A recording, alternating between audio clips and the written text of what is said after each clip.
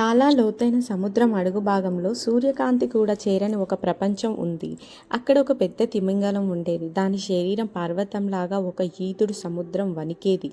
అదే సముద్రంలో చిన్న చేపలు, పీతలు, అక్టోపస్లు అన్నీ కలిసి భయంతో జీవించేవి. తిమింగలం వస్తే మన జీవితం ముగిసినట్టే అని వాళ్ళ భయం. కానీ ఒకరోజు భారీ తుఫాన్ వచ్చింది. చిన్న జంతువులు దారి తప్పిపోయాయి. అక్కడే ఆ పెద్ద తిమింగలం వచ్చింది. తినడానికి కాదు, రక్షించడానికి. తుఫాన్ ఆగిపోయింది. చిన్న జంతువులన్నీ సురక్షితం. తిమింగలం చెప్పింది, పెద్దదానికి అర్థం భయం కాదు, రక్షణ అని. పెద్దవాడు అంటే రాజు కాదు, రక్షకుడు అని.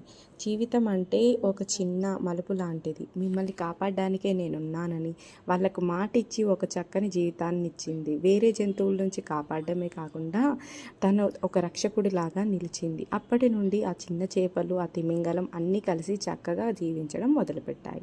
Thank you.